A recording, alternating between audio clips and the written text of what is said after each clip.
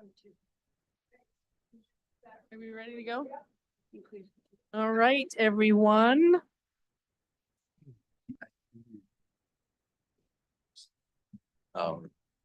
Okay, I'm going to call the Moab City Council meeting to order on September 24th. It's 6:00 p.m. or for me, it's midnight. So forgive me if I mess up this evening. If I fall asleep. Oh, all right, we'll start with the Pledge of Allegiance, and I'm going to ask Michael Black to lead us in the pledge. I pledge allegiance to the flag of the United States of America and to the republic for which it stands, one nation, under God, indivisible, with liberty and justice for all. Thank you, Michael. All right, public comments is next up on the agenda. Do we have anybody in the public that would like to speak? Right, seeing none, we'll move on to department head updates. And James, I'm assuming that you're gonna introduce us to Patrol Sergeant David Bowles, and welcome him to the Moab City Police Department. We'll try to stand up. We hate to sit. Especially as old as we get, we might not be getting out of this chair. So. Thanks, council, for having us here. David Bowles here is our newest sergeant. He came to us from Indiana with 17 years of experience. He is an avid Jeeper, so he's been recreating here in Moab for a long time and loved the area, loved the environment here. So we put in an application. We picked him up as an officer back in April. And during that process, he got spooled up on all the report systems, all the procedures and policies. And then he tested for our sergeant position, came out number one. So he accepted our job offer, a month ago? Yes, sir.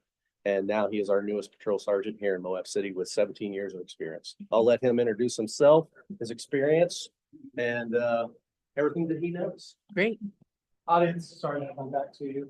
City manager, mayor, and members of the council. Again, my name is David Bowles, and as you can see, the goosebumps, it's an exciting opportunity to finally be introduced because now this is more real than ever. I've been traveling here for the last 6 or 7 years as an avid Jeeper, bringing other individuals from outside your state, inside the state to explore the trails and the beautiful recreational opportunities here. And that's what drew me to Moab. And I knew this is where I wanted to be. So I started my career as a human resource manager of 12 years. To give you a perspective, I worked for 2 mayors for the city of Indianapolis as an employment manager and human resource consultant doing employee relations. I managed roughly 10,000 employment transactions a year, if that gives you an idea of the size of our city. After completing HR, I'd always had a secondary opportunity with law enforcement, which I then dove in head first. My specialty is in training and organizational development, which motivated me to be a part of Moab. Is Assistant Chief James and Chief Lex Bell and Sergeant Scott were telling me about the redevelopment and where they're trying to go with the department. And that's just an opportunity you can't pass up when you can rake in all your skill sets and life experiences to help a department be more embraced into their community and be one of the shining aspects of how this community thrives. So I'm more than elated to be here. This is a place where I personally am attracted to as an individual of recreational interest. So whether the opportunity was available, I would have migrated to this area eventually.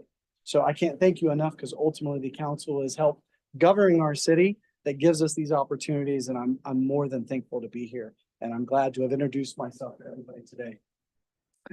Well, we're glad you're here too. And Sure. thank you so much. Thanks, Mayor. Yeah. He gave Thank us you. 17 years in the Indiana. The Indiana pension system. Yeah. So I foregoed my retirement. I had 4 years to go. This was an opportunity that I had a window and I had to take it. So it was a big risk, but man, the reward. Well, you all know if you're residents here, you've been here, you're serving your community in the capacities that you are. I don't need to explain to you what the opportunity of reward is for The you. only thing I'm a little upset about is you didn't bring my grandchildren here with you. Where are they from? They live in Ossian. Oh, what's their number? I'm quick to get things done. I'm told I'm prior military. We'll figure out a way. Is there any questions that anybody from the council had that I can answer or address? Questions? So explain to me like what the scope of a patrol sergeant is. Absolutely. A patrol sergeant is the first line supervision in the field, meaning the officers that are actually on the road impacting and interacting with the public. The patrol sergeant ensures that those operations are being executed per the law, for moral standards, and with the organizational policy and procedures. I am the liaison between the administration's goals, missions, and directives to ensure that that's taking place on the road. So if the community decides that we need more of an impact at our schools, we need more visibility, the administration might have meetings with the council or the administration of the schools and decide this is our goals. Sergeants, you're going to develop a plan and we need that to be executed and how that's going to impact our community. And the results are then judged and or reviewed by the council and by our administration. So we're the first impact of leadership, and then we're the liaison between administration and the field units. Nice. Great answer. Any other questions? Welcome to Moab. Thank you. Glad you're so excited to be here. It's I- going to be well worth the move. I I am. promise you. I'm that. giddy and I hope to be up here many times as my future grows with this community. Yeah, So good. expect to see me again. All right, Right. very good. Thank Okay, you so thanks. much. Stop by my office anytime if I. Yes, can. ma'am. All right. Thank you, James. Any questions for James? All right. James. Oh, you know what? While you're here, can you just give a quick update on the incident today at the schools? I know that it was a non-incident, but you know, there were some. Yes, earlier today, I can't remember, 9, 10 o'clock this morning, we received information from a concerned parent that their student had overheard another friend of his make a statement in school. We immediately went to a hold pattern with all the school systems, went and made contact with that student within the first 5 minutes of the actual complaint, had that individual in the office. We were waiting on his parents to get there before we opened up the hold on the schools. We knew we had the right person. And in talking with that individual, with his parent there, we determined that it was a statement made. A young girl had made a statement saying, "You look like a shooter with a hoodie on." And that got festered into a potential school shooting, which was never mentioned. And we ixnayed that problem and the student went back to school. So just a misunderstanding of a statement made by another student towards this student. Great. But we still held it on a hold pattern until we were able to interview that child and verified what was actually said, what was meant by the statement, and that there was no threat to the community or in their schools. Okay. So, Questions for James about that? All right. Thank you for the update. Really appreciate it. anytime. All right. Thank you. Thanks. All right. Next up, Michael, community development update. Primarily, you're going to update us on the road safety assessment priority 1 and where the timeline is for those implementation. Thank you. Let me just share this real quick.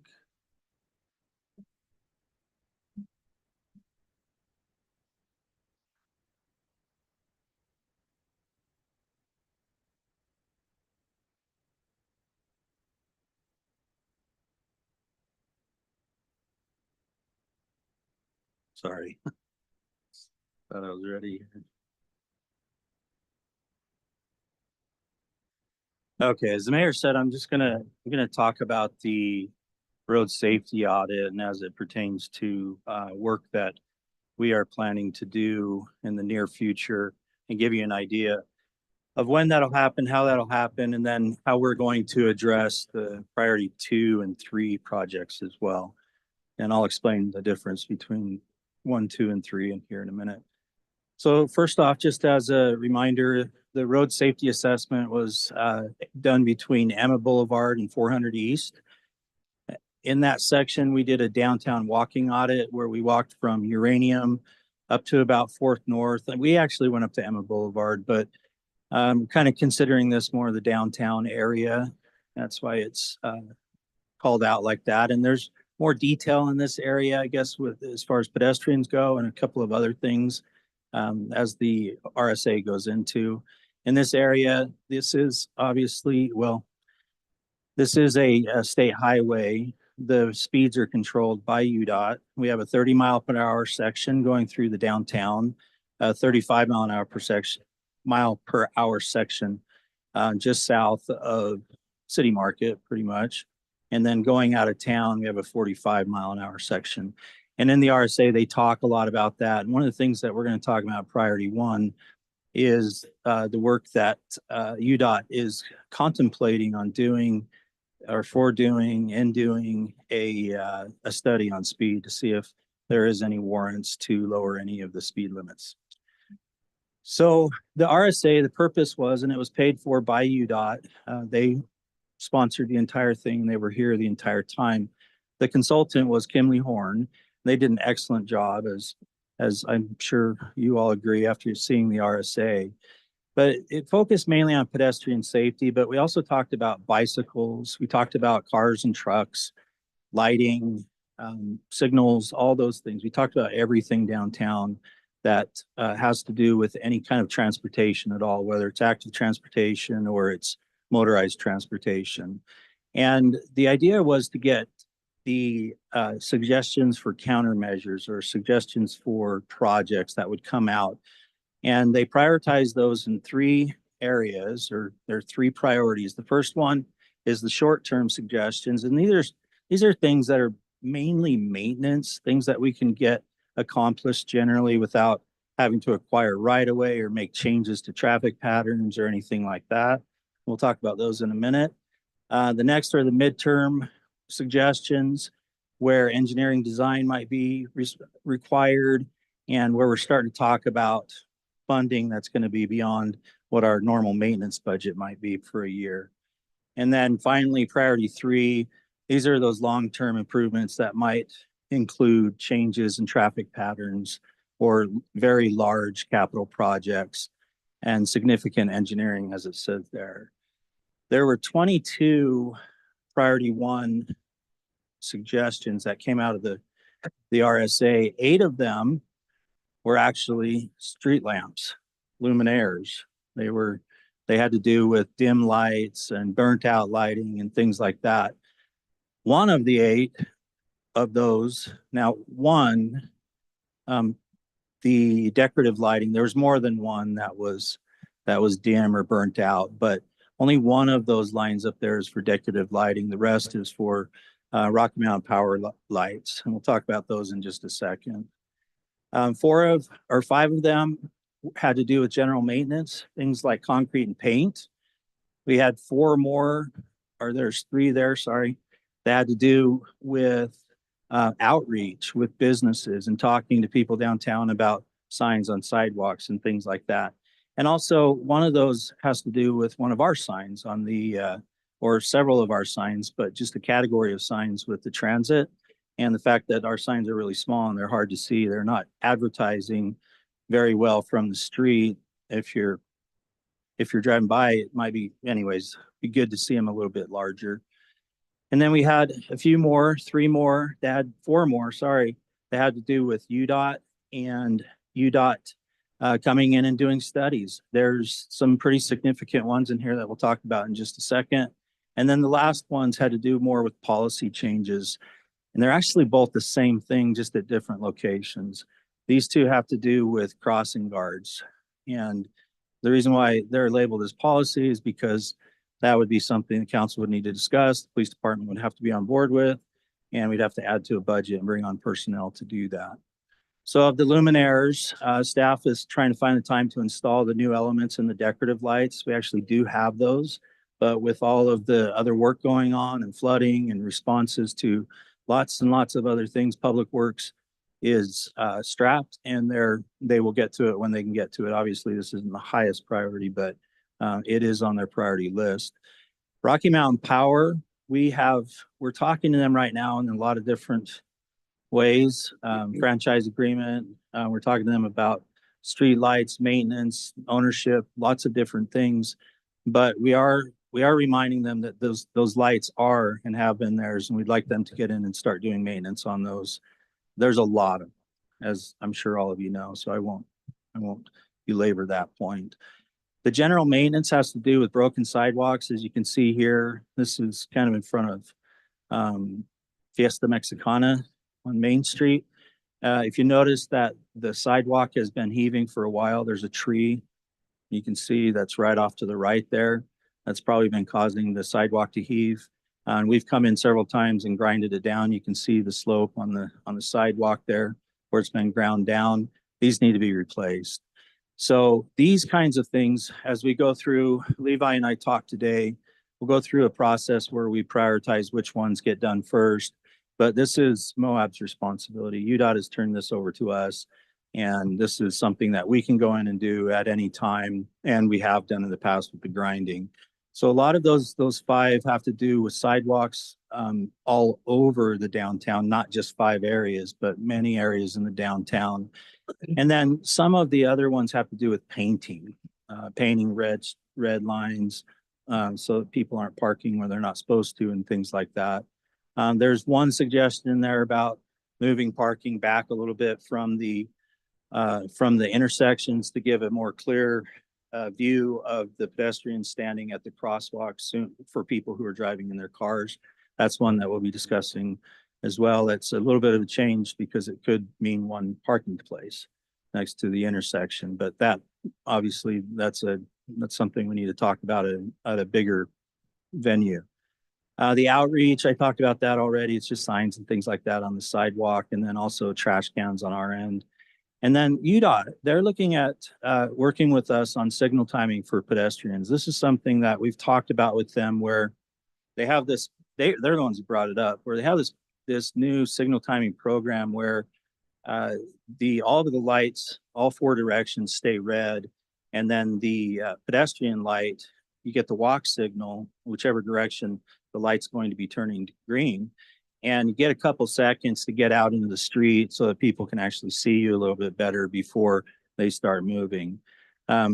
If you've ever been turning onto Main, making a left, you know that sometimes it just happens. Sometimes you turn left and all of a sudden there's somebody right in front of you in the crosswalk.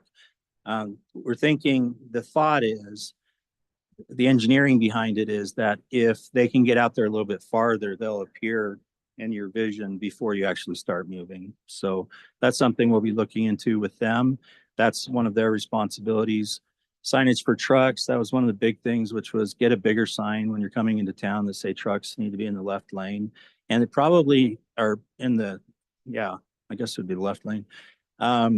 And probably more than one as well, because if there is a truck in the right lane and you're passing on the left of that truck, you're never going to see that little sign.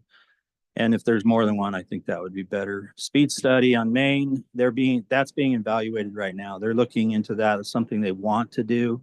They've thought for a little while that there might be some warrants to look at speed, and I'm not going to get into that and set any expectations or anything, but they do want to look at that, whether they could adjust some speeds on Main Street and probably down. And then the crossing guards, I already talked about those. So those are all the priority 1 things that are going on. And most of those we're already working on, trying to put plans together for. The general maintenance, the sidewalks and the curbs are likely going to be in this next maintenance year and will require a little bit more budget than what the Public Works Department already has for general sidewalks throughout the city, because they have a budget for sidewalk repair. And this I think needs to be above and beyond that, because it'll be disproportionate to Main Street and probably eat up their entire budget and won't be able to do any throughout the rest of the city if you just use that budget. So going forward, the priority 2 and 3 recommendations are much larger. They're going to be bigger price tags and it'll take longer to plan, and they're going to have much more of an impact. So the suggestion that we have is that we start by evaluating the downtown plan that was not approved, looking at that, seeing what we can glean from that, and what we can build on from that. I spent a little bit of time looking at that today, and based on the presentations that they gave, it's a lot of what we're talking about. Lots of pieces of it are what we're talking about as far as design goes, like bulb outs at intersections and things like that.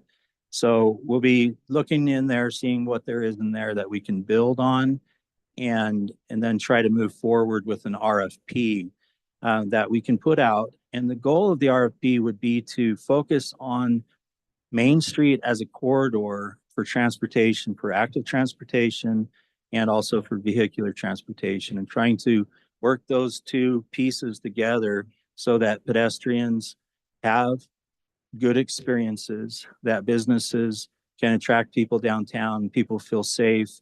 It's aesthetic as well. And most of all, we'll be looking at safety with intersections and things like that.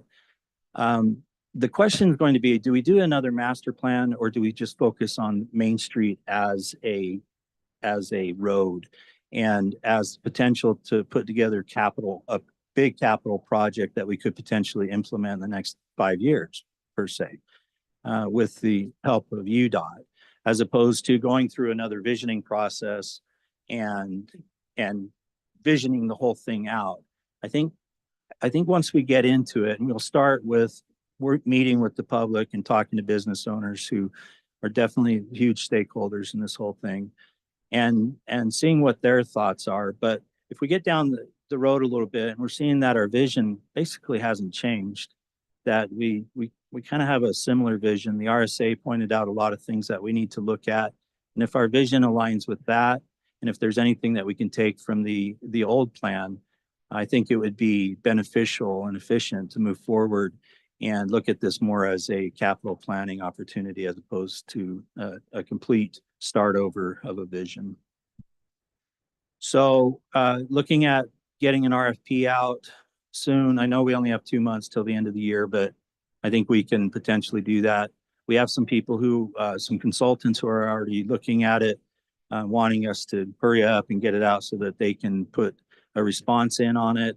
And we also have the funding for it. As you may recall, we have funding through the general CIP, but we also have $50,000 that was given as a grant through CIB to do this downtown planning as well. And then we go on from there. And basically normal timeline, select a consultant after we get responses back. And that would be that. So that's my presentation on that. I just wanted to give you an update of where we were and how we plan to move forward. Questions for Michael? Michael, I'm sorry, I don't remember in the original RSA report, but the painting or the touching up of crosswalks, was that not a priority one, or could that be a priority? It could be a priority one. I've talked to UDOT about it. It doesn't show up in the priority ones, but you just identified something that's probably missing because it is just paint. But it comes with a little bit of a controversial tone as well, because UDOT had put in those stamped or brick paving pattern, and they're hesitant to go in and restripe those. However, we and they both agree that high visibility crosswalks would be a better situation for pedestrians. So I will make a note of that and make sure that that gets discussed as a priority one. Thank you. Topic. And it'll be, that part unfortunately is up to UDOT completely, because it is from curb to curb. They're basically controlling that whole section. From curb to the building frontage, that's where they let us mess around, I guess. So. And I was going to ask you about the underpass on the Parkway on Main Street, but UDOT was there today at 2:30 clearing it out. Sediment. Yeah, we talked about that. Unfortunately, it took them several weeks to get down there to do it, but that's a cement bottom, so they're able to get in there and just scrape that out. We have talked about it specifically, and it's kind of related. After floods, it's just going to be part of their maintenance, that it'll just come onto their maintenance schedule. It may not be the day after, but they will put it on their maintenance schedule and they'll get to it when they can. Thank you. Michael, I know in the past that we get a lot of comments. Hey, from Tawny, folks- would you mind moving your Oh. mic a little closer? Sorry, Mhm. sorry about that. We get a lot of comments from constituents about left turn arrows. Was that discussed, or Yeah. was that part of the signal? Yeah, no, I'm not portion gonna. of this? Yeah, and I'm not representing UDOT or anything, but I can just tell you kind of what I've been told about that. Any DOT's goal is moving stuff, and a lot of times it's freight through our town. Since there isn't an alternative, the freight's coming right through town, and there's a lot of traffic coming through. I've got the counts are in the RSA, and they just keep going up every year. The big issue, the reason why I bring that up is because when we start talking about left turn signals that are protected, then we're talking about an extra time that we're putting on the signal timing. So UDOT's not very excited about that. Again, I'm not representing UDOT, so I don't want to speak for them. But they have talked about other things that I think could potentially be helpful, which is maybe the idea of looking at some compromises where, like, for instance, we want to get a little bit of extra timing for the pedestrians. They want us to think about some other things, and I won't bring all those up right now because it's really for them to talk about. But they have some ideas of how to potentially give people more time at intersections, but also keep traffic moving through basically about the same rate as it was previously. And it's not by raising speeds; it has to do with the other intersections that aren't high priority intersections and what we're doing there, and whether there's left turns there, and things like that. So. I know that that's been their concern in the past is Mhm. that's their mission is to move that traffic. But I just ask because we get asked about it so frequently. And at least that gives me an answer to give people. Yeah. And, I think it's a win that UDOT would even consider increasing the light timing to allow for that pedestrian interval. Because that does add up, and it's a big deal for them to acquiesce to that, really. Yeah. So, but you can't come down here and see all the pedestrians and go, yeah, there's no problem here. There's a lot of people trying to move around. So. Yeah. Anybody else? Yeah, we've been kind of going back and forth for at least like a year and a half, about the lights and getting Rocky Mountain Power to address those. Like, how do we push that issue with them to get them to take care of these lights? Well, David's working on something right now, but I mean, this is a huge issue. It's been going on for a year and a half. It would make a big deal to Main Street into this area, and these guys aren't really. you want to seems like say they're anything? addressing. Yeah, I mean, what Michael's referring to is that the franchise agreement with Rocky Mountain Power, between Rocky Mountain Power and the city expires shortly. And we're in the process of trading drafts back and forth about what an updated franchise agreement would look like. At this point, it doesn't address the streetlight issue because I have been informed that they're not interested in selling them to the city. And I don't know how much more in terms of an enforcement mechanism we can put in the franchise agreement, in terms of like maintaining the lights. But that's something I'll double check with Nathan about and see if we can have some leverage there potentially. David, Yes, could Rocky Mountain Power pay us to maintain them through No. the city? I don't know. No. I haven't heard of Understanding is that. They wouldn't do that. Probably not. We're but- trying to reach out to them now to reinforce that, if they're telling us on one hand that they're not willing to sell us the lights, and on the other hand, they're just not maintaining them, that's not consistent.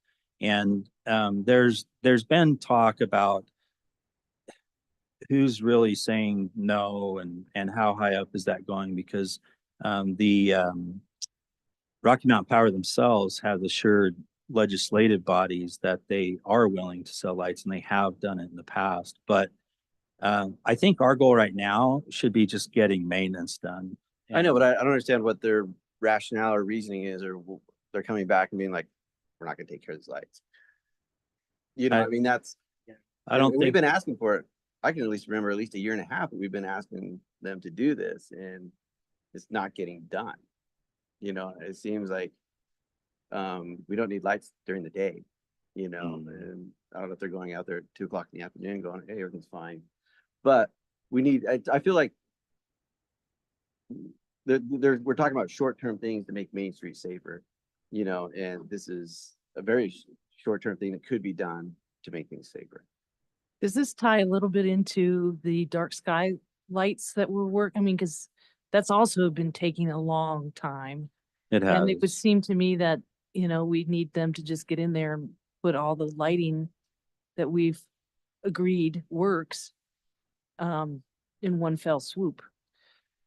Yeah, and all I can say right now is we're doing our best to reinforce our need to have these things worked on to have them replaced, but also address the maintenance issues. We're addressing ours, even with us, we were having trouble getting to them because of all of the other emergencies that are coming up and things like that. But Alexi and I talked about it today. She's following up with them again this week. I know it's not a lot of, that doesn't mean a lot since it's been a year and a half, but we are still working on it. And What if we I wrote a letter? I think What if I wrote a letter on behalf of the council? it probably wouldn't, it couldn't hurt. Or Yeah. It'd probably help. could somebody draft something for me? Sure. And then my other, yeah, I'd be totally great with that. I think it'd be, Yeah, we'll prepare something Yeah, that'd be good. and we'll talk more about it if we want to address any other points in it or not. Okay. and the only other thing that I was kind of hoping that I kind of see some movement on is sidewalks, you know, and stuff. I know that when we had our strategic planning meeting, we had budgeted last year, what, $350,000 for sidewalks. I'm wondering if there is like a sidewalk master plan or a list of sidewalks throughout the town and Main Street that are on the get replaced list. And, you know, and I know that, you know, we budgeted $350,000 last year and we didn't replace any a few sidewalks, not much. Yeah, we did a couple, like 30 feet. More than that, for the record. We did a lot of ramps too. Yeah, ADA it's ramps and stuff like that and stuff. But like, just like where we're at, you know, with Main Street and sidewalks and stuff, because there are quite a few sidewalks, and if there's a strategic timeline to kind of work on some of those. So I believe there is a pavement management plan. I'm not sure how far that goes into sidewalks, but I'll check into that. Levi and I talked today about a strategy for creating a plan for Main Street specifically. So that's something within the next few months we should have, and we could let you know when that's available so you can see that. Anybody else? You had mentioned like active transportation on Main Street and everything, and kind of debating whether or not we should redo like a visioning process or kind of carry forward what wasn't approved, but seems to fall in line with a lot of our kind of desires. And I just wanted to maybe like expand that outside of a little bit of Main Street in regards to active transportation. I've gotten a lot of feedback that the dispersed parking project has taken away a lot of people's like frequently used routes on bikes, just because the bulb outs bulb outs do narrow things. Like, Absolutely. It's another street. You ride their bikes on. well, no, Well, they're also those lanes, we're going to be signing them with 15 miles an hour, and they're all are shared.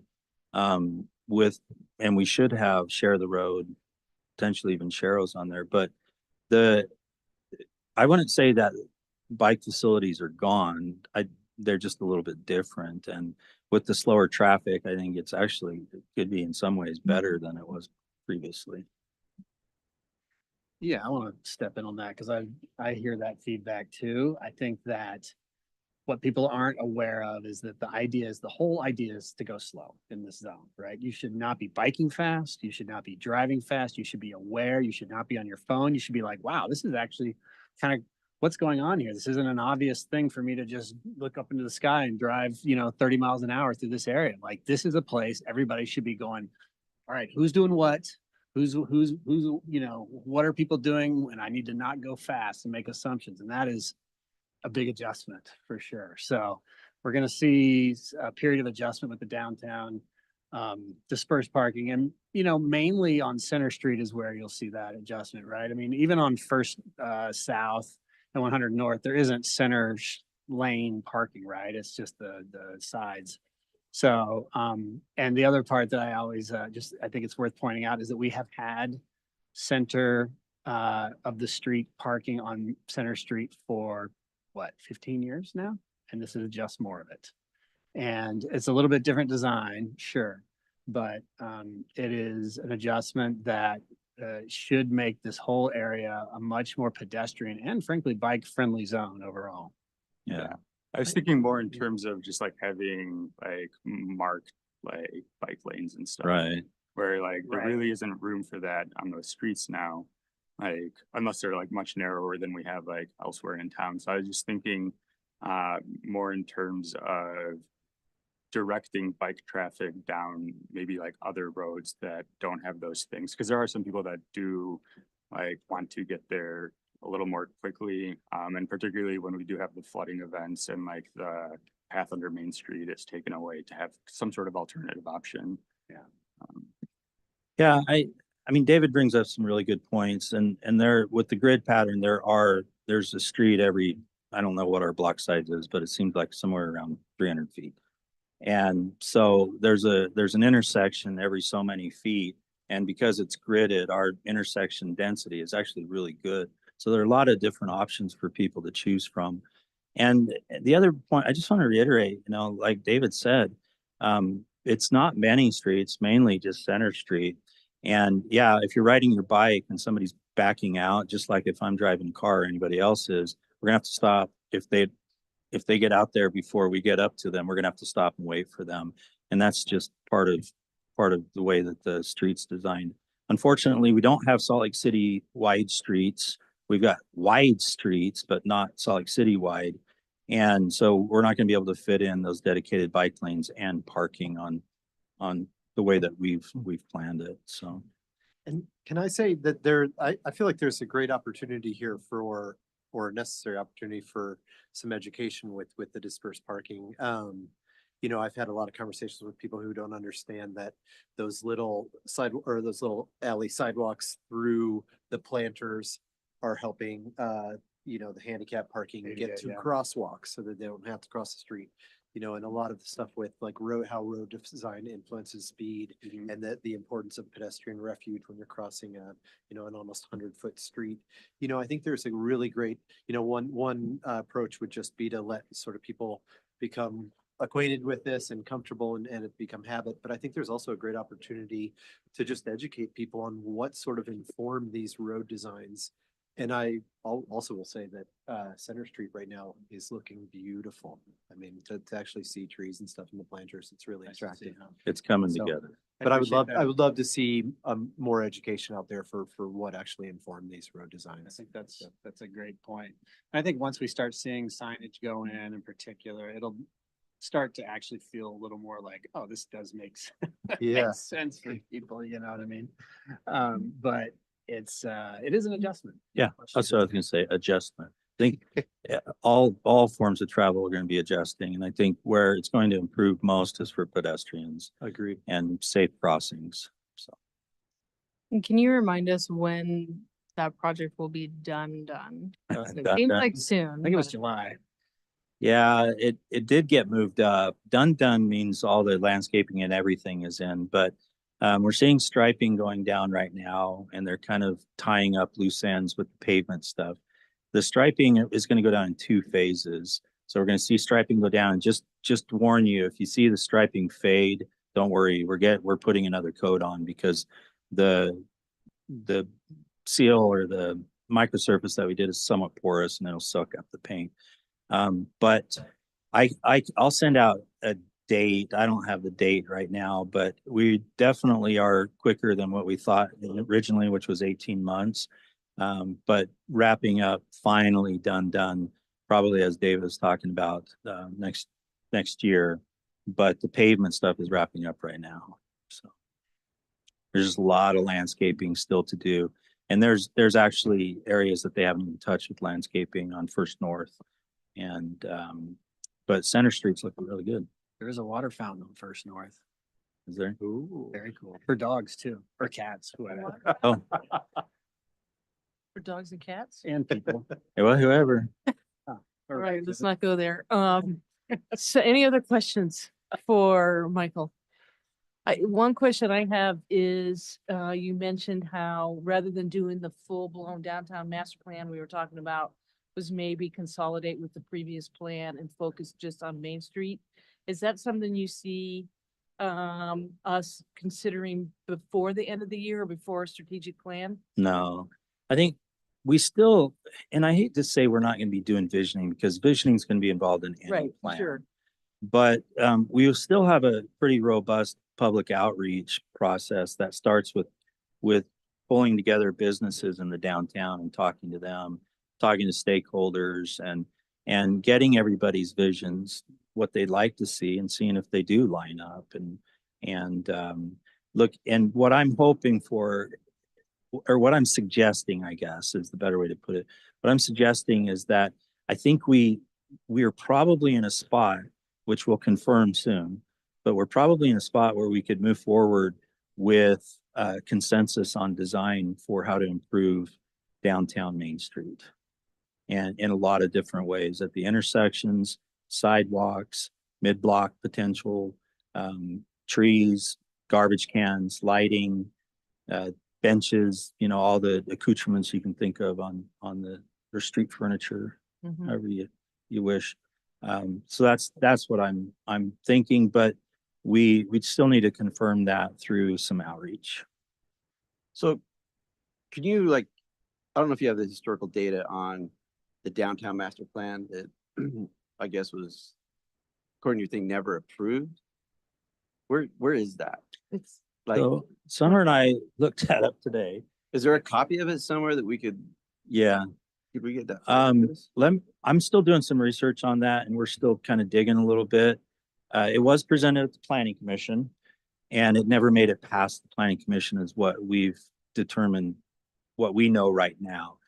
But yeah, I can I'm planning on getting into it. And I can put together a package and make that available to people. So it'll be definitely something that we want stakeholders and anybody involved in any discussions that we're having to have, How be able old is to that? look at that. 2018. Yeah.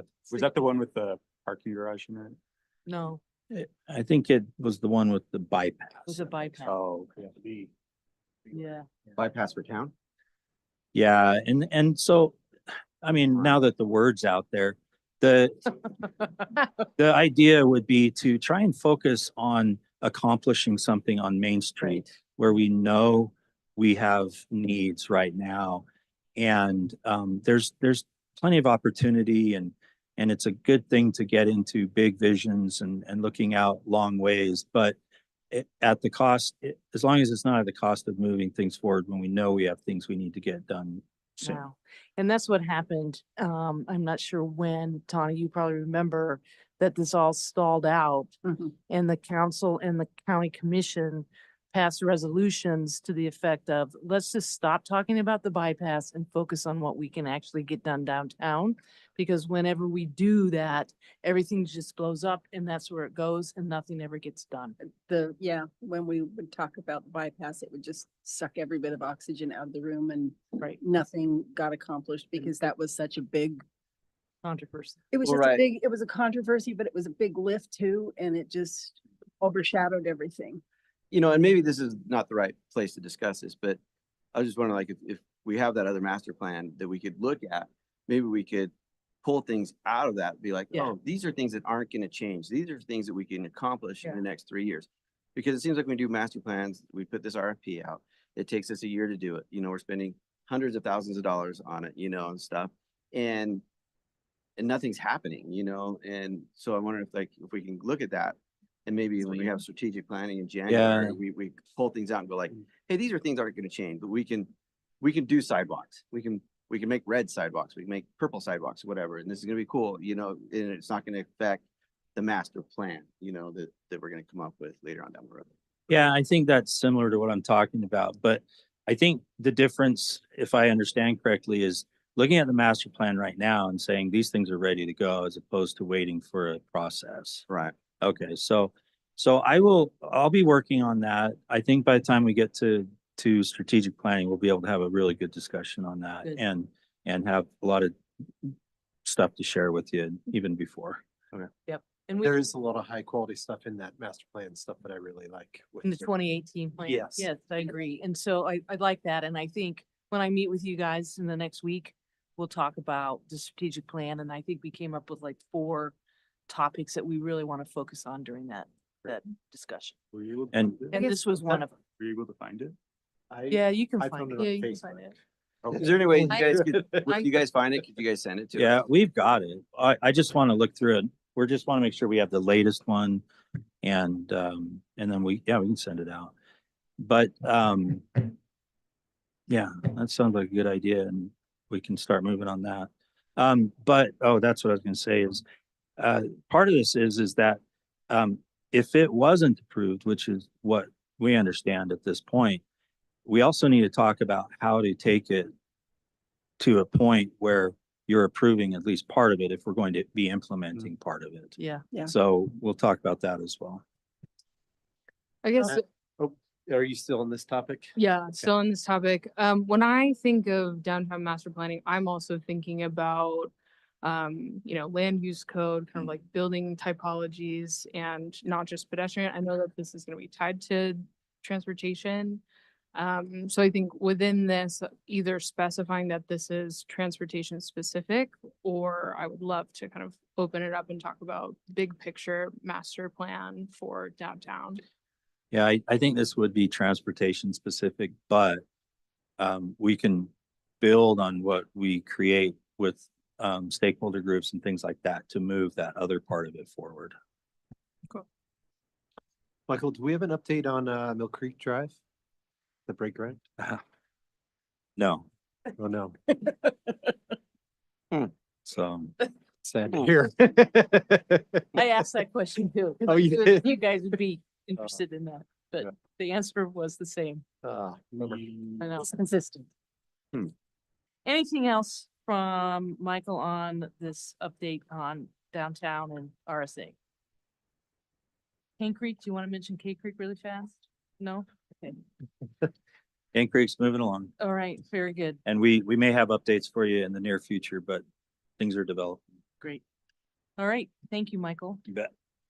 Next, we have items 4.1, 4.2 on the consent agenda, approval of the minutes from September tenth regular city council meeting and approval of the bills against the city of Moab in the amount of $2,174,898.80. That's a lot. Is that King Creek? That's what I thought. A huge one. All right, do I have a motion? I'll make a motion to approve the consent agenda. Motion by Jason, second. I'll second. Second by Tawny. Discussion, Jason. No. Tawny? No. Anybody else? Nope. All in favor? Any opposed? Motion passes 5-0.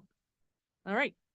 Next, we move on to general business, item 5.1, consideration of the contract award for the complete abatement and disposal of asbestos containing materials and structured demolition services at 737 Mountain View Drive, contract to Eagle Environment Incorporated in the amount of $275,118. David? Just all I'll say is this has taken a village to get to this place and I'm excited to have our villagers here to talk about it. For sure, yeah, it's been a few years. We've learned a lot on the way, so we've finally gotten to the point that we can recommend somebody to get this house completely demoed and the asbestos, the friable asbestos hauled off the Wasatch Front landfill that can accept that because we can't take that here. Like David said, it has taken a long time. Our goal is to try and help the property owners deal with this on their own. It's a much better result if they can handle it themselves. By the time we get involved, things are usually going downhill and it takes a while. We have to give them notice that there's a problem, not that they don't know that, and then give them time to resolve this. This particular project, we ran across problems with the asbestos. It does have friable asbestos that we cannot deal with here in town. Our understanding was that the room that had it, we could just abate that space and then move forward with the rest of the house. This spring, we got notified from the Department of Environmental Quality at the state level that, no, we can't just do this room. We have to deal with everything in the house. They consider any porous surface to be contaminated. We had to change our bid, go out to bid again a couple of times because of this. And so we finally got there at this point. So we're ready to go. Eagle Environmental, we're kind of hoping to get this project started the first part of November, depending on the contract, the paperwork side of it. And it'll take us about a week to get it taken care of, traffic controlled, and then we'll have the vacant lot at that point. Questions for Barry and Mona?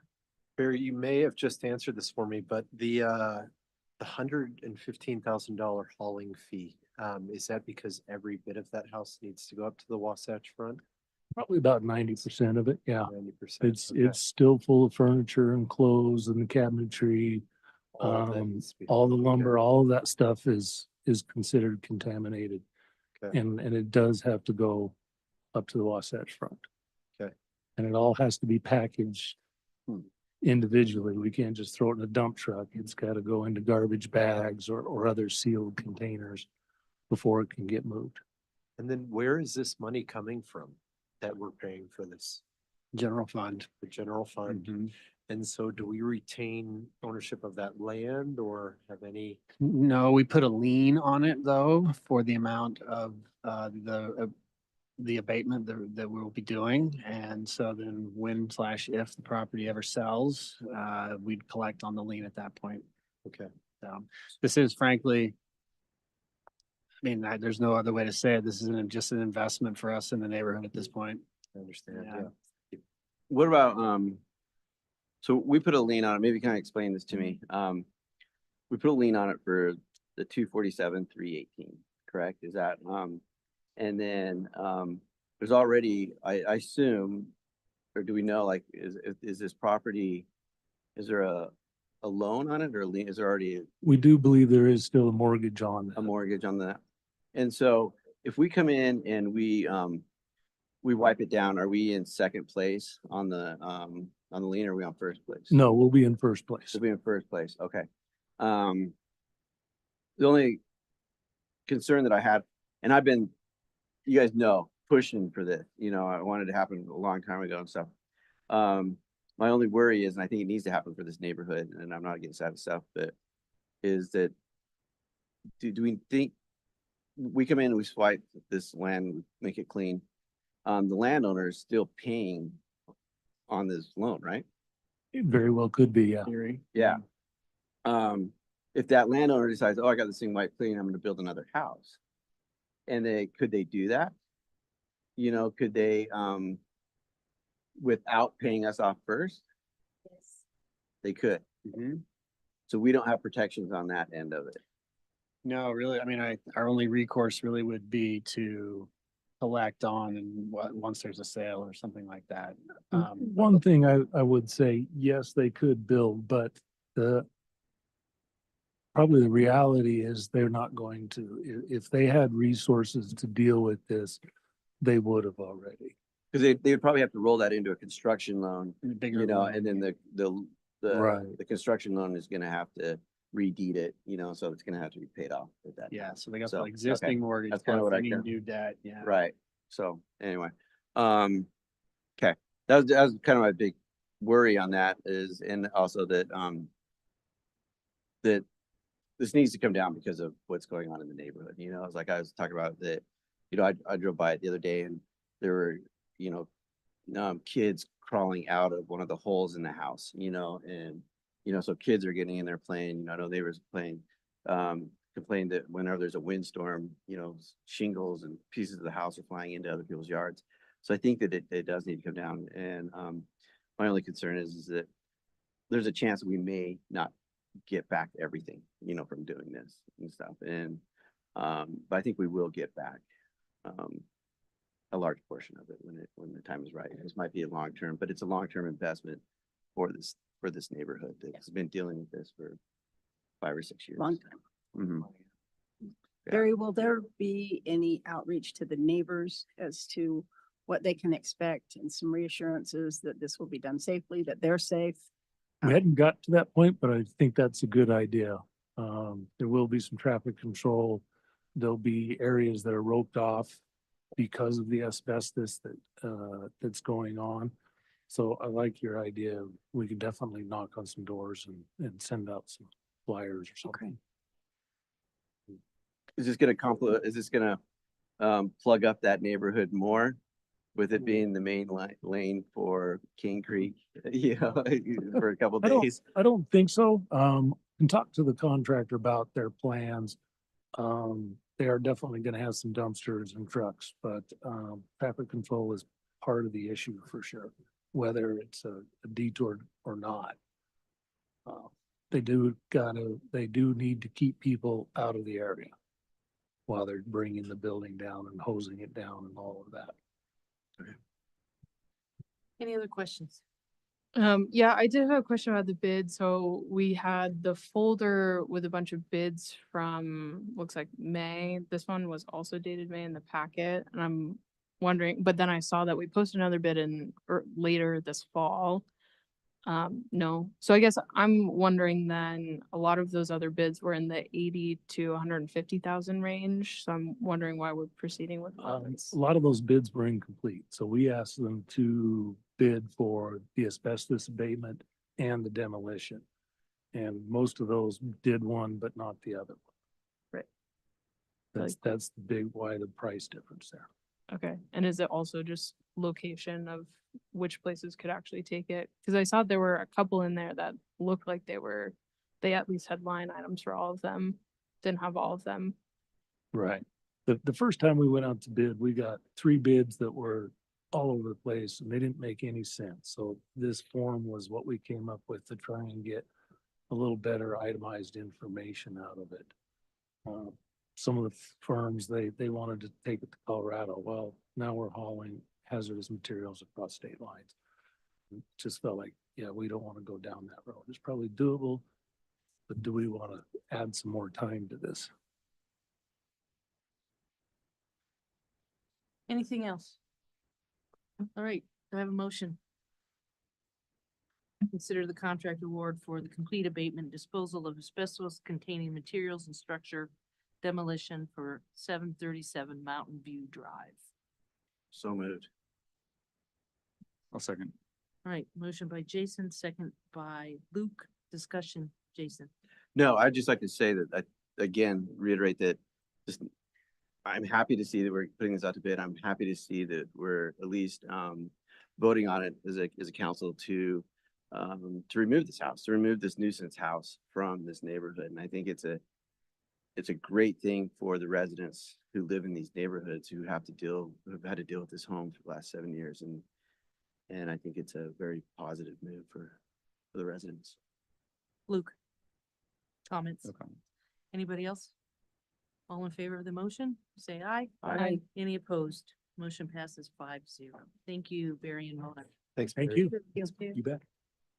Okay, next, item 5.2, consideration of approval of a task order for the design of the Spanish Valley Water Tank Project.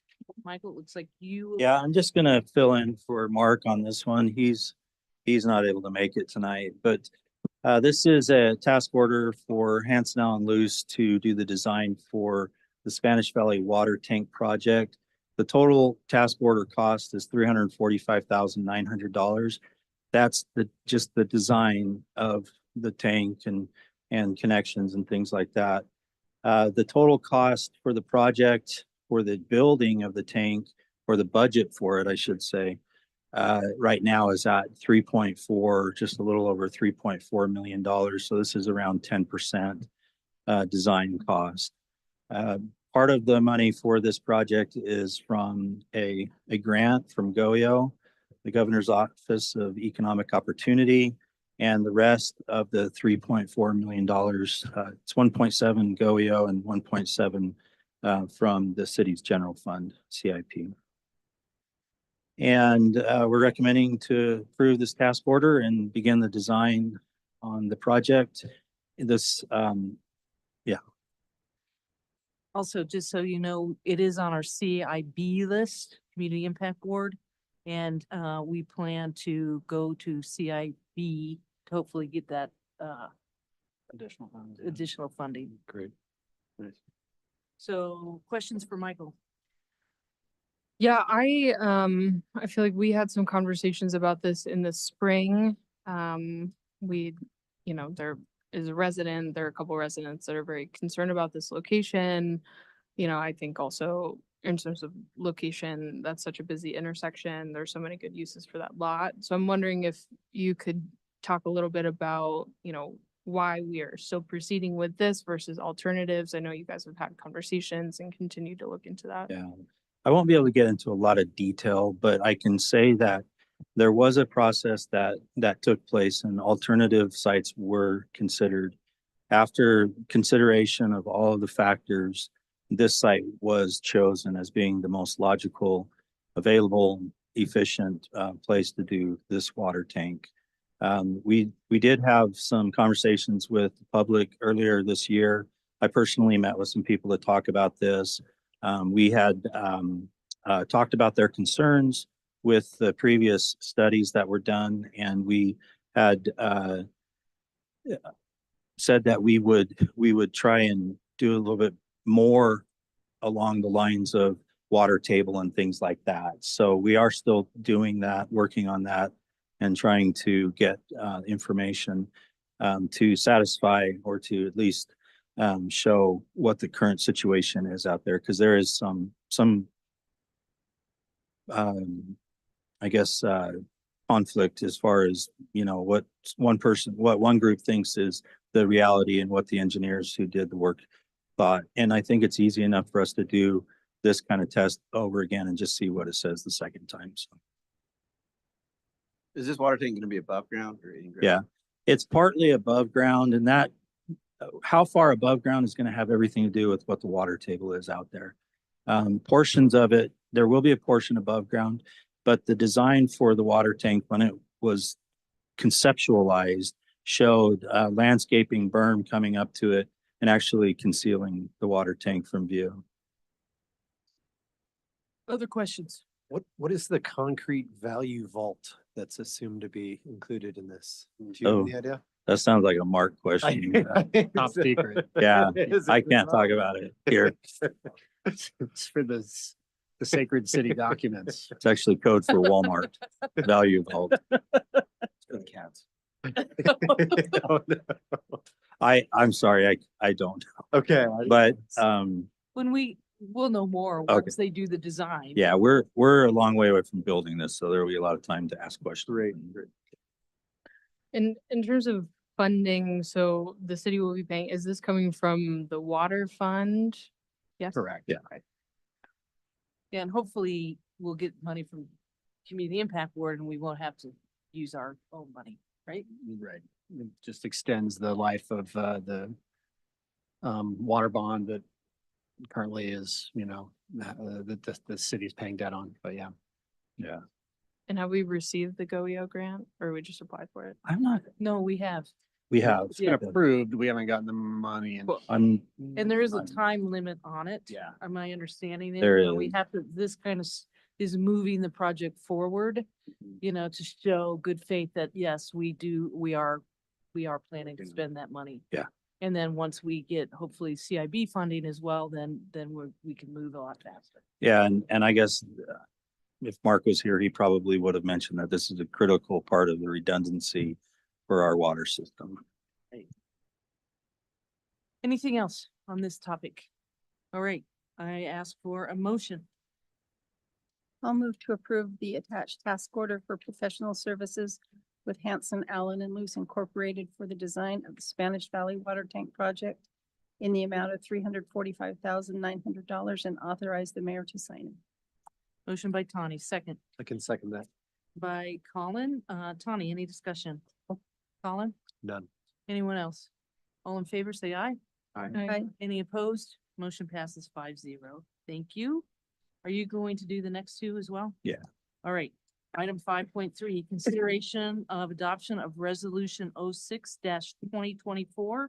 A resolution approving the Bisco Property LLC pre-annexation agreement for property located at 486 River Sands, Grand County, Utah, with specific provisions as outlined in the pre-annexation agreement following state and municipal annexation code process. Okay, so these are pre-annexation agreements.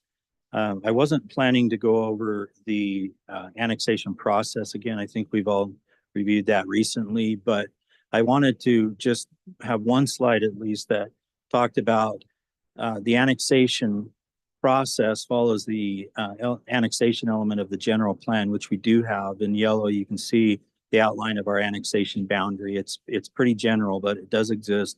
This is within it. And remind the city council that they have broad discretion as far as annexation requests go. This is something that you can do if you like, something that you don't have to do if you don't like. These two that we're talking about tonight, we are going to be recommending approval for these, but I just feel like it's important to remind you when you do have discretion, this broad discretion. So is there any questions on the process? Okay.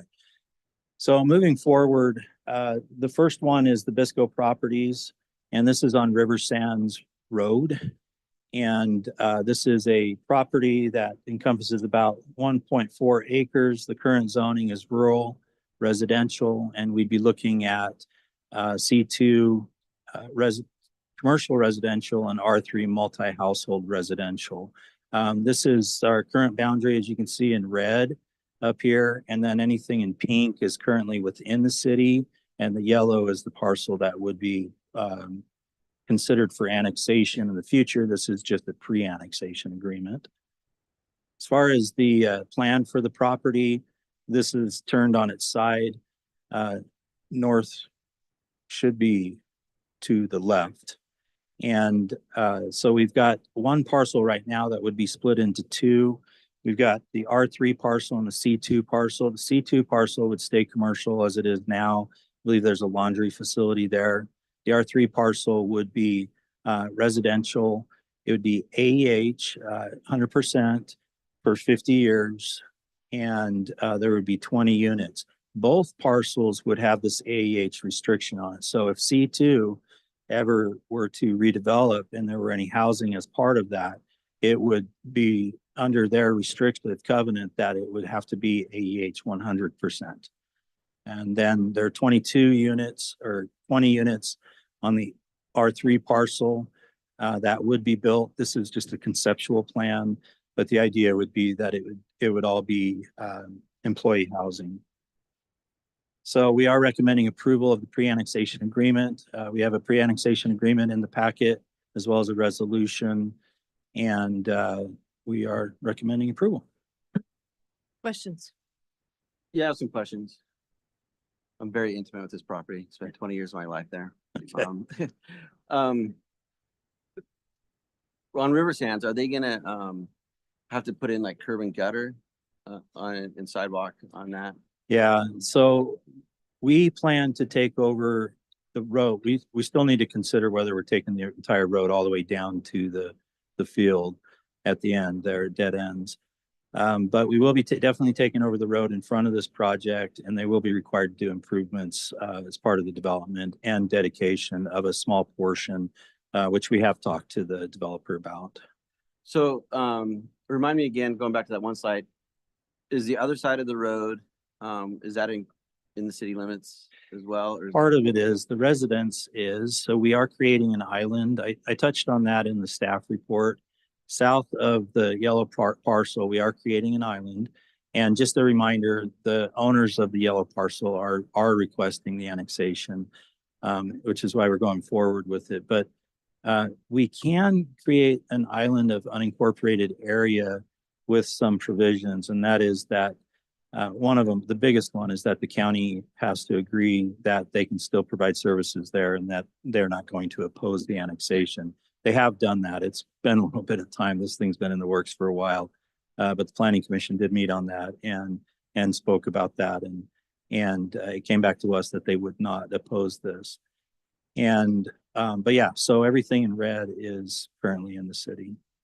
And that other island, we didn't create that. That was already there. So I'm just kind of curious, like when these guys put in like 30 units, they're probably doubling the size of residents who live on that street. Mhm. So, is the infrastructure there already set to accommodate that? And if it's not, whose responsibility is it? The developer, is it the county, or the city if we're incorporating it? So through the development process, there would be exactions required to bring the road up to whatever standard it needs to be to handle the traffic. The number of units going in on this and the size of road that it is, they will not overload the road if heading out to Fourth North. But there will need to be improvements done on that road, especially in front of the yellow parcel. Because it's narrower there. There needs to be some dedication done. And in order to allow that traffic, there definitely will need to be some improvements. I guess, well, in my thing would be like, water and sewer. You know, Water, like right now, like I know that property is on, septic.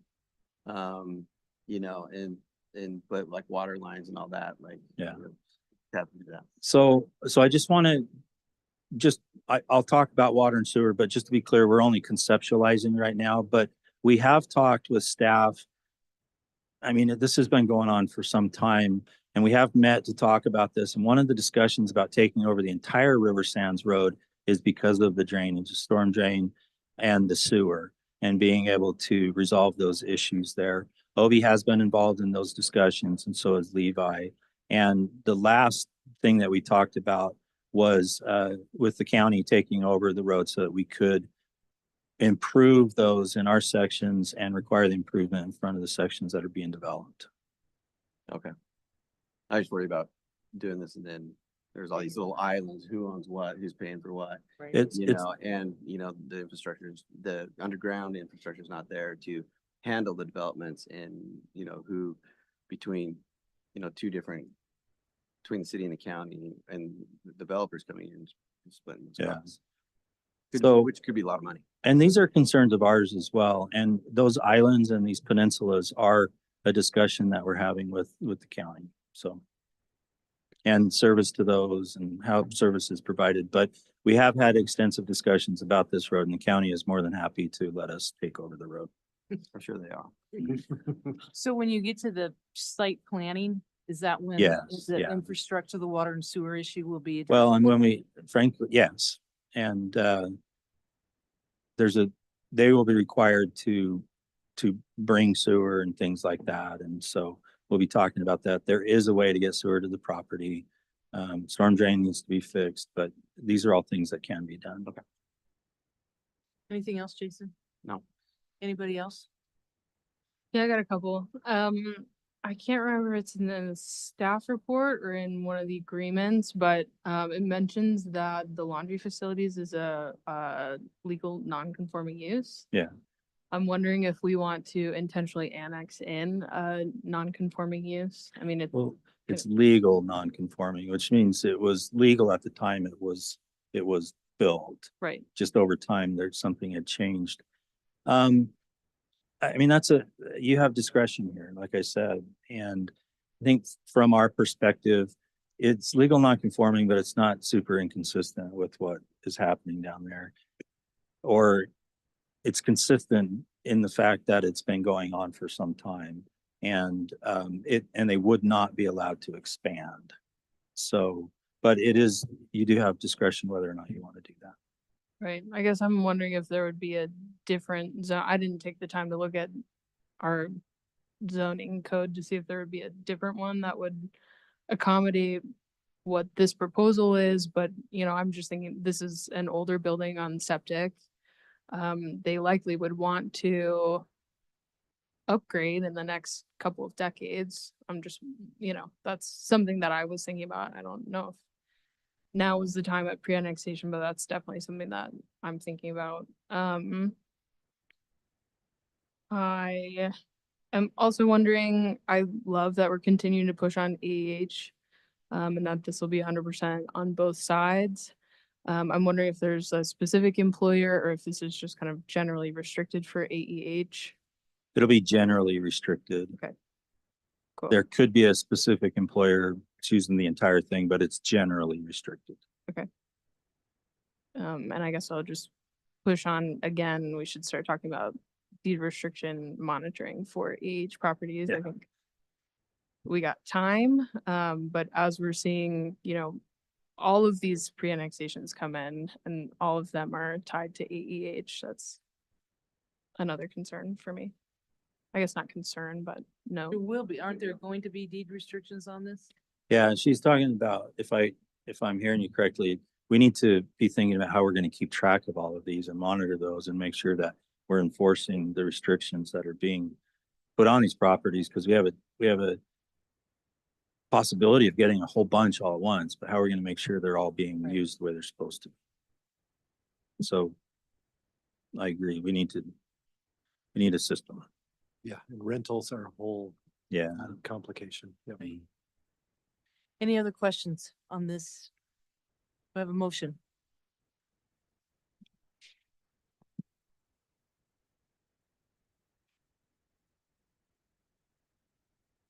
I motion that Moab City Council approves the Bisco Properties LLC pre-annexation agreement, resolution number 06/2024 for property located at 486 River Sands Road, Grand County, Utah. Motion made by Caitlin, second, I'll second it. second by Jason, discussion, Caitlin. Nope. Jason? Nope. Anybody else? All in favor, say aye. Aye. Aye. Any opposed? Motion passes 5-0. Next item is consideration of adoption of resolution 24 and 25. That's not on the agenda, but there are two parcels we're talking about, so there'll be two resolutions. But you can make a motion to approve both those resolutions in one motion. So it's consideration of adoption, resolution 24 and 25, 2024, a resolution approving the pre-annexation agreement for property located at approximately 611, is it Cermak Road? Yeah. And 602 Cermak Road, Grand County, with specific provisions as outlined in the pre-annexation agreements following the state and municipal annexation code process. This is in regards to the National Ability Center, where we just changed the code to allow them to do accommodations for qualified residents or qualified programs. Yeah. Which they are one of. Right. So this is taking that to the next step, which is to annex the parcels that are not in the city yet. I'll just say really quick that both resolutions were in the packet. It's just the way that it was written out. It looked like maybe there was only one, but both were in the packet and available, and they're just connected to each other. And you can make one motion to approve both of them if you want to. So we've got two owners here. 602 is Colin Fryer and 611 is NAC. I've also highlighted the red parcel, which is already owned by NAC, which will be part of the site plan that I show on the next page. They are annexing these two parcels to complete the plan to be able to implement the building that they currently received a zoning code amendment for and able to operate their guide services and other services that they provide. It's currently zoned rural residential, and we're looking at going to C3, which is definitely consistent to what's around there. The plan for the property is here. 602 and 611 are highlighted, and they will be building on the larger parcel, which I believe, correct me if I'm wrong, was the Elks. Yeah. The Elks Club, and but it'll be going over into the 611 parcel. It's 100% AEH or active participants using it. The 602 will be 100% AEH. 611 and as far as the code is concerned with that larger building is that I won't go through the whole thing. I'll probably get it wrong, but they're able to have accommodations there for people who are actively using their services. And let's see, a 50-year restricted covenant, just like the last one. And we definitely are recommending approval going forward on this. This is part of, like I said, the process that they've been going through for a while. And this is just moving them closer to being able to come in for site plan and get this off the ground. Questions? Motion. I'll make a motion. I move that the Moab City Council approve the National Ability Pre-Annexation Agreement Resolution number 24-2024 for property located at approximately 611 Cermak Road, Grand County, Utah. And also and I also move that the Moab City Council approve the Colin Fryer Pre-Annexation Agreement Resolution number 25-2024 for property located at approximately 602 Cermak Road, Grand County, Utah. Motion by Jason, second. I'll second. second by Luke. Discussion. No. Luke, no? Anybody else? In case you didn't know, we did get a letter of support, email for this project from somebody that's worked very closely with this group and supports moving forward with this. Call for the question. All in favor, say aye. Aye. Any opposed? Motion passes 5-0. All right, last item, 5.5. This is the big one. This is what David's been waiting for. Thought we were having a band. Yeah, where's the band? All right, last item is consideration of the appointment of Michael Black as our city manager and authorizing the mayor to execute the employment contract. Who's he? I will just comment on, we had a really good process. We were very fortunate that David was here to give us the time to go through it in a very effective and efficient process. And thank you to Tawny and Colin and to other staff that were involved. And I feel very confident that we're making the right decision. Questions? No, I'm excited. I think we're lucky to have you take this on. You want to say something? Speech. Speech. Well, thank you, first of all. Well, you haven't done it yet, but the preemptive thank you. And I'm looking forward to this. I'm really excited. I've loved being here so far and becoming part of the community. And I look forward to continuing to work with the community. And I'm very humbled by the trust that I hope you're going to put in me if you adopt this resolution or this motion. And I'm super excited to serve with the staff here and assist them in providing the great service that they already provide. And I would be definitely remiss if I didn't say we're definitely going to be building on the foundation, a very strong foundation already. David has done an amazing job running the city for a long time. And before him, there were very competent people here doing a good job. And I think there's a lot to build on. So I'm a lucky person. There you go. Do I have a motion? Not sure how to word it. Yeah, we weren't given any material. Just read it off the. I move to approve the appointment of Michael Black as city manager and authorize the mayor to execute the employment contract. All right, motion by Tawny, I'll second that. second by Colin. Discussion, Tawny? No. Colin? Proud to have second that. Yeah. Anybody else have a comment? All right, I'm gonna do a roll call vote on this so that it's solid. All right, we'll start with you, Tawny. Aye. Colin? Aye. Caitlin? Aye. Luke? Aye. Jason? Aye. And I get to vote on this one and I'm an aye too. So motion passes 6-0. All right, before we move on to city manager, I do want to acknowledge and thank David for stepping Yes. up to the plate. He's been wonderful to work with. And I know he's excited to have Michael at this, Yes. at this side of me during the meeting. But it's been, he's not going anywhere. He's gonna be with us for a little while longer in this capacity. And then we'll be working over the next months on how we want to move forward with that position and how we can keep David involved with the city. So thank you so much for everything you've done. We've been very, very lucky, you guys, to have David and the time that we needed to fill this position. So, you want to say anything? Well, I have a report. Oh, Yes. all right, we'll move on to the city manager updates. Thank you. I appreciate that very much, Mayor. It's definitely it's been an honor to be able to do this a second time. And I feel like learned quite a bit from, there's a lot of hard-won experience from the first time that hopefully helped make things go a little bit smoother the second time. I do have a few things to talk about in my last city manager's report.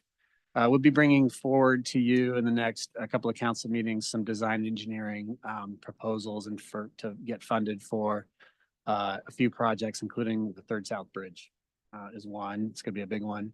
the Uranium area and First East, the redoing that road. And then we're also looking at potentially a grant application for a recreation grant that we're looking at it that would involve some funding from the city that would provide non-motorized access to the river at Lions Park.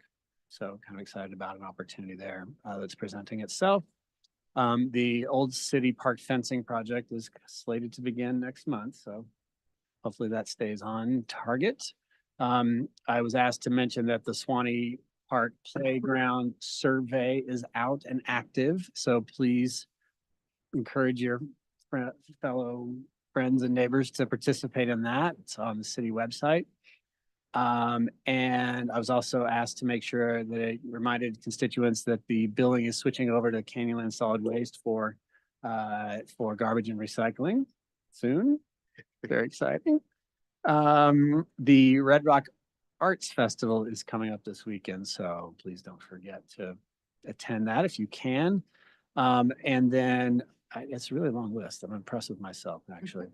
We did have the auditors come to town last week, actually, which was great because it wasn't November.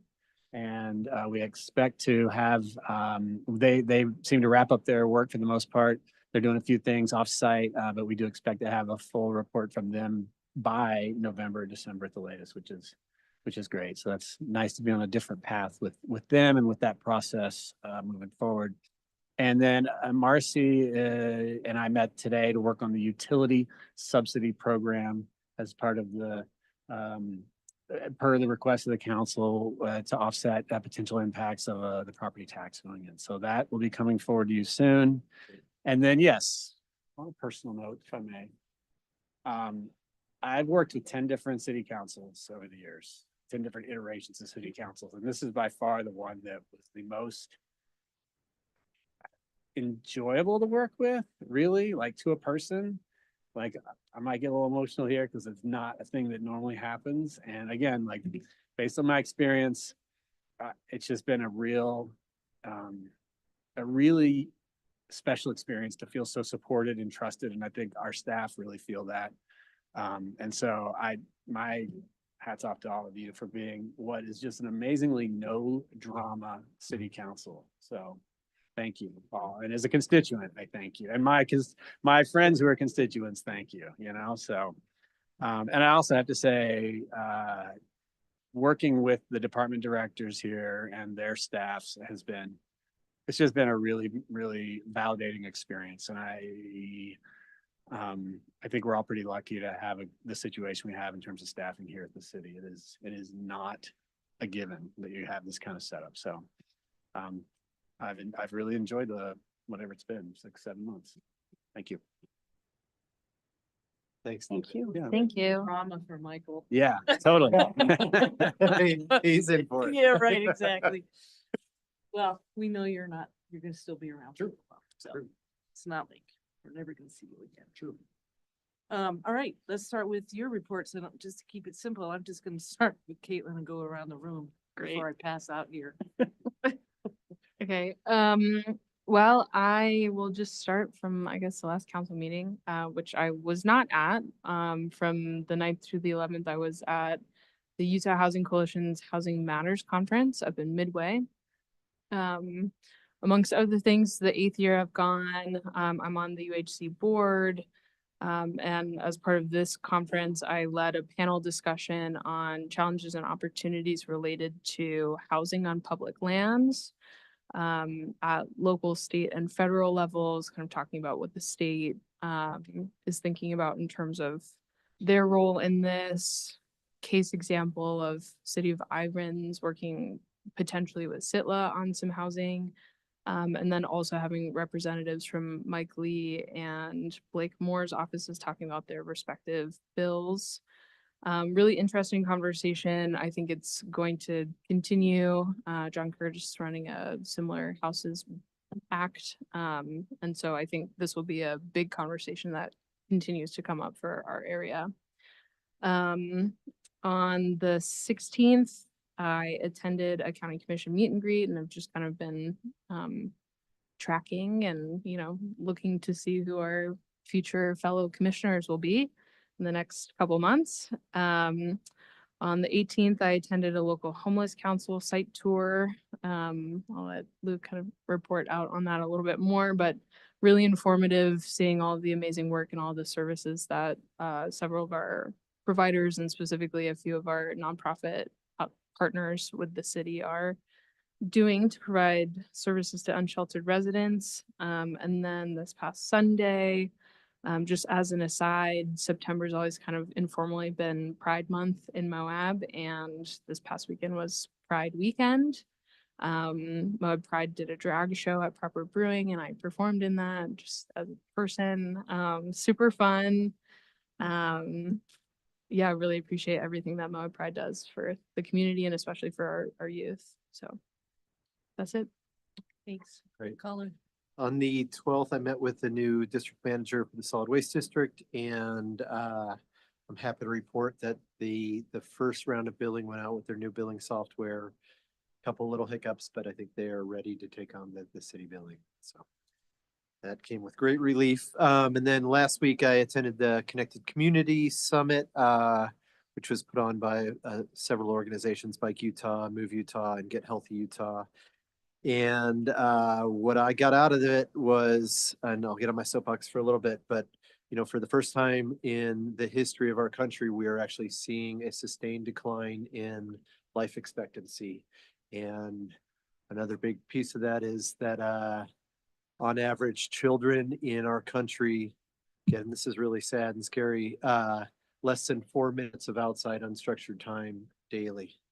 And so we're on this really scary trajectory, and actually it's such a health crisis that the CDC has come out with guidelines where adults in our country are asked to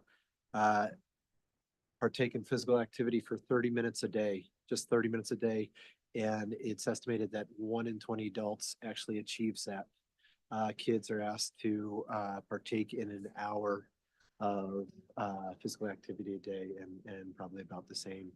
And so all that to be said, that the simple act of riding or walking to work on a daily basis can satisfy those guidelines. And you know, that decline, I should say, in I think I can't remember if I said this, but that decline in life expectancy is absolutely linked to our sedentary lifestyle. So my ask of all my fellow counselors is just that as we move forward, that we, you know, really work to make this a more walkable, bikeable community, and a healthy community that comes from that. So. I thought you were gonna tell me to work out, but Thank you. He tells me all the time. Is that it? That's it for me. Tawny? Okay, trying to remember which day. Last Tuesday, I attended a meet and greet for some of the county commissioner candidates. It was interesting to get to know people that I didn't know, and look forward to seeing what our county commission becomes.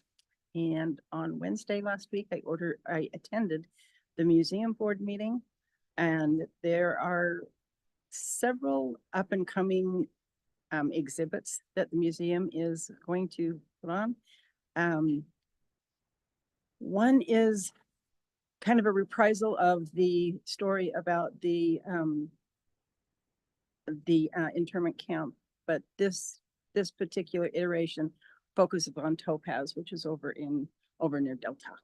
And then in February, I believe the exhibit is called U-92, Moab's Uranium Legacy.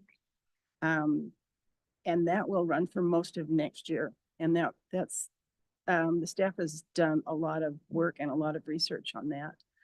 And the museum was awarded a collections assessment grant. And that helps them really assess what is in the collection, how it's stored, how it's archived, and identify any possible future needs in that vein. And that was about it. All right, thank you. Luke? Last week I attended a MOP meeting. So the gauge that read 6600 CFS was actually damaged during that flood. And so that's plus or minus 15%. Like that's kind of what they feel comfortable saying. I guess the peak gauge height was 15.7 feet and Mill Creek overflows at 13 feet. So there's a significant amount of water that went over, and this was deemed another 1 in 50-year event. So I think we've had 4 of those in the past 2 years now. I guess BLM is anxious to claim ownership of the power dam, so they're still not sure who is responsible for taking any action on the dam. Yeah, last week was also Septic Smart Week. The health department received a grant to send out mailers that include info about proper treatment of their septic systems. I guess about 2,500 properties in the county have septic systems, and this is kind of done because they've heard from some people that they believe that once it's put in the ground, you don't have to touch it again, which is not the correct approach to having a septic system. BLM has been working on watershed restoration projects. The Utah Division of Water Quality has been doing some testing for E. coli on Mill Creek and Pack Creek, and they say that the further they go downstream, they see higher and higher values of E. coli. So we're kind of trying to figure out how to address that. GWISA at the meeting asked for a letter of support for a grant that they're applying for diversion that would help pump water back into the wetlands and help them flood like they used to. If that pump gets built, it would also potentially help them gain access to be able to use their 2,500 acre feet of their water rights in the Colorado River, with the ultimate long-term goal of potentially being able to pump the water up to Ken's Lake and provide like another source of secondary water to ideally help us minimize our use of the culinary water from the aquifers, which we're currently using to water lawns and stuff. We got an update from Cora. She's been working with the Utah Division of Emergency Management. I guess there's a statewide mapping project to update the flood risk map. And Cora was also able to secure funding to update maps of our area with a flyover for LiDAR or using LiDAR. So we get a much more detailed understanding of like what our watershed actually looks like, particularly since it experiences significant changes throughout these major flooding events.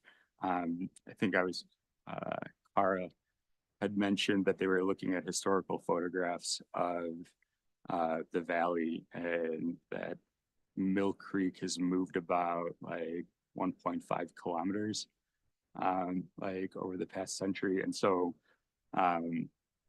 we're kind of seeing that now, where the water wants to go where it wants to go, except now there's a city in the way. So there is talk about a lot of different entities working on flood mitigation, but it was brought up that these systems are so sensitive that it really behooves everybody to work collectively. Cara had mentioned that like the creek water slowing down even like a little bit can actually like result in all the sediment being deposited like in certain spots. So it's one of those, if we want things to function as well as they can, they all need to function together. And then I attended the local homeless council, where we did the walkthroughs of the Moab Free Health Clinic, the Multicultural Center, and the Department of Workforce Services.